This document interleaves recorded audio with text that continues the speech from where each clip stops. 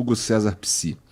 Eu de novo. Por conta do boom no assunto do TDAH, falem sobre estratégias comportamentais que as pessoas com TDAH possam inserir em sua rotina para lhe auxiliar, além do medicamento prescrito. TDAH, cara, é meio moda tu diagnosticar os outros com TDAH. Todo mundo tem TDAH hoje em dia, né? Cara, assim, a gente não vê... Eu tô provocando, viu? Sim. Calma, Jean. Não, tô calmo. Já deu um negócio aí, quebrou aquela tampinha. Ele tava com a tampinha e já quebrou a tampinha. A gente não viu ainda nenhum estudo sério, assim, mostrando aumento de prevalência de TDAH na população. Tá. Do diagnóstico mas mesmo e tal. Mas pelo menos o assunto tá bastante em alta. Sim. E aí pode parecer que tá mais e tal. Mas existe até vieses para isso. Você compra um Gol vermelho, você começa a ver Gol vermelho na rua. Sim. Sempre teve Gol vermelho na rua, você só não via. E aí você ouviu sobre TDAH, você começa a ver e presta mais atenção. E ainda mais com o algoritmo, né? Você viu um vídeo de TDAH... Exato, perfeito. Isso e aí, importante. Igor, isso que você tá falando, assim, tem uma moda, assim. Tem... Mas a gente tem que tomar muito cuidado com o que a gente quer dizer com moda. Porque, por exemplo, uma coisa é você ter o diagnóstico correto. E o que o Wesley está dizendo é assim, a gente não tem até hoje um estudo que mostra que de fato aumentou a porcentagem de pessoas que têm TDAH, o transtorno de déficit de atenção e hiperatividade, com ferramentas diagnósticas precisas e tal. O que talvez tenha aumentado? Talvez tenha aumentado o diagnóstico ruim. Cara, eu falo 10 minutos lá com o psiquiatra, me atendendo correndo no convênio. O cara vê que eu não paro de chacoalhar as pernas, que 2 vezes eu olhei no celular e que eu não tô conseguindo prestar atenção na faculdade. O cara fala, você tem TDAH. Isso não quer dizer que o cara de fato tem. Pode ser um diagnóstico tosco. E o que tem tido cada vez mais é o autodiagnóstico. Né? Eu acho que era disso que eu tava falando, tá? Eu tava falando disso. Então é isso. E aí você começa a ter isso pra tudo, cara. Por exemplo, vários termos da psicologia, da psicanálise, inclusive, da psiquiatria, elas acabaram sendo absorvidos no senso comum. Então, por exemplo, o que a gente começa a ver? Puta, cara, tô com vontade de comer pizza, agora não quero mais comer pizza. Eu sou bipolar. Isso aqui não tem nada a ver com o que é ser bipolar do ponto de vista científico, né? Ou... Cara, eu fico mexendo aqui na cutícula, eu tenho mania de bicutucar. Isso não tem nada a ver com o que a palavra mania significa em saúde mental, né?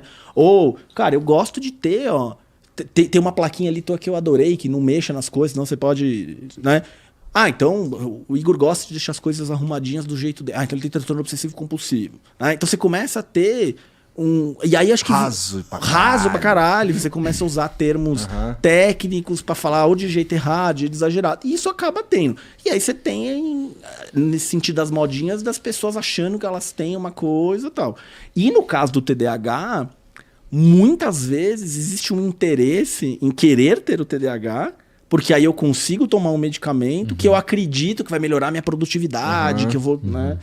Então, quando a gente fala do ponto de vista científico, não diria para você que tem uma modinha. Pelo menos não é isso que os estudos mostram até agora. Do ponto de vista de autodiagnóstico, as pessoas começarem a achar que tem porque, entendeu? Uma coisa que... fala-se bastante e tal. É que nem eu tossi... Puta, deve estar com Covid. Puta, Covid é muito mais do que dar 2 tossidas pro lado, entendeu? E tem um outro componente importante que, assim...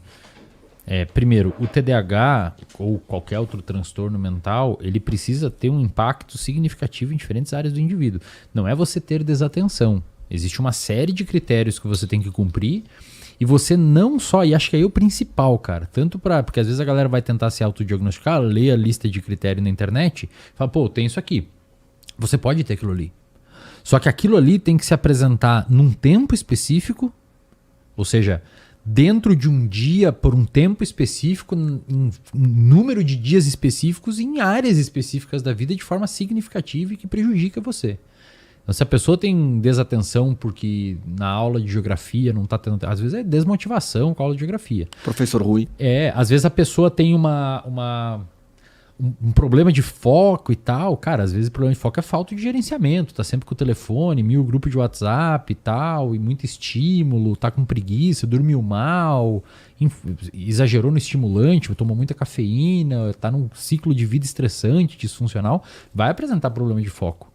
Às vezes a pessoa tá com ansiedade e acha que é hiperatividade. Eu tô com problema de foco e tô com hiperativo. Às vezes o cara tem um pouco de ansiedade, tá com hiperatividade por causa da ansiedade, tá com problema de foco pelo estresse, por uma série de fatores que afetam o foco. Falou, tem TDAH. TDAH, cara, É um transtorno do neurodesenvolvimento. Ele tem que estar presente desde a infância. Não é um negócio que, puta, agora com sei lá quanto surgiu e com Tu nada. não desenvolve TDAH. E outra, cara, Com 30 anos começou a ter TDAH. o TDAH, ele é um diagnóstico bem difícil de fazer, bicho.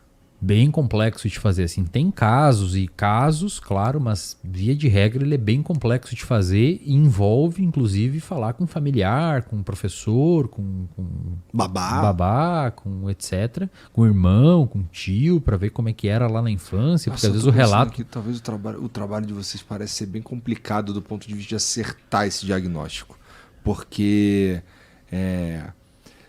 se você não... Assim, eu nem sei o que eu devia te falar pra você ter um diagnóstico. Não, mas o terapeuta sabe Tem conduzir manual de isso. entrevista. É. Não, tudo bem, A você tem gente um manual sabe. de entrevista, mas assim, eu não tenho certeza do que eu tô sentindo, ou eu nem me liguei que isso era relevante Por de isso que a gente não falar. precisa matar e nem deve matar na primeira consulta. Isso. Ou na segunda consulta. E por isso que a gente pode falar com outra pessoa, né? Qual que é o número pra diagnosticar corretamente bipolar? 8 anos, né? É 12 anos. Hoje é 12. Nossa. Subiu de... 12 anos pra você ter o diagnóstico preciso de transtorno bipolar. Cara. É.